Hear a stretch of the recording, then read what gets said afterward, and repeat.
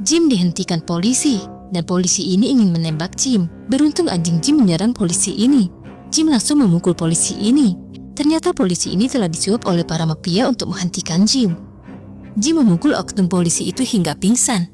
Mafia yang telah menyuap polisi ini menjadi marah. Jim langsung meninggalkan tempat itu.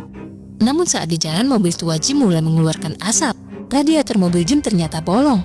Jim lalu mendatangi sebuah bengkel. Namun ternyata bengkel ini sudah akan tutup. Karena hari sudah sore, pemilik bengkel baru bisa memperbaiki mobil Jim pada esok hari. Jim tak ada pilihan. Dia terpaksa menunggu di bengkel ini. Keesokan harinya setelah mobilnya diperbaiki, Jim membayar jasa bengkel dengan kartu kredit. Dan transaksi kartu kredit Jim berhasil dilacak anak buah Mariko sang mafia. Mariko mendatangi bengkel itu. Dan ia bertanya pada pegawai bengkel. Namun pegawai bengkel tak tahu dan lupa. Karena banyak yang datang ke bengkel ini. Kesal dengan pegawai bengkel, Mariko langsung menghabisi pegawai bengkel yang cantik itu. Mariko menemukan sebuah peta milik Jim.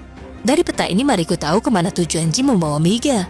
Mariko terus mengejar Jim. Sementara Jim mampir ke toko penjualan senjata. Jim membeli senjata yang ia butuhkan. Namun Pak Tua penjual senjata meminta KTP Jim. Ia takut Jim melakukan kejahatan dengan senjata itu. Namun Jim tak mau menunjukkan KTP-nya. Jim memohon agar Pak Tua mengizinkannya membeli senjata itu. Merasa kasihan dengan wajah Jim yang mirip wajah orang susah, penjual senjata itu akhirnya mengizinkan Jim membeli senjata itu. Jim menelpon Sarah anak tirinya bahwa Carlos paman Miguel telah mencuri uang mafia itu. Oleh karena itu mafia Meksiko ini terus mengejar Miguel. Jim lalu mencari tempat persembunyian hingga ia menemukan sebuah hotel kecil. Jim tak mau membayar dengan kartu kreditnya lagi.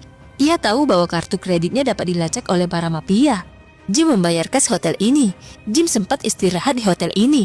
Namun saat Jim mencari anjingnya, Jim melihat para mafia mulai datang ke hotel ini. Jim membangunkan Miguel. Ia segera mengajak Miguel kabur. Jim keluar lewat jendela hotel. Dan benar para mafia masuk ke kamar Jim. Jim melihat kejauhan. Para mafia ini mulai menggeledah hotel. Namun pemandangan menyakitkan pun terjadi. Anjing kesayangan Jim mati ditembak Mariko sang pemimpin mafia. Hal ini membuat Jim makin sakit hati dengan mafia ini. Jim menunggu para mafia pergi. Lalu ia mengambil bangkai anjingnya. Jim mengubur bangkai anjing kesayangannya. Keesokan harinya Jim mulai masuk wilayah Chicago. Ia segera menuju rumah Bibi Rosa untuk mengantar Miguel. Namun Jim melihat para anak buah Mariko berkepala botak sedang memantau mobilnya. Tentu saja Mariko dan para tukang pukulnya mulai menemukan mobil Jim. Aksi kejar-kejaran pun terjadi.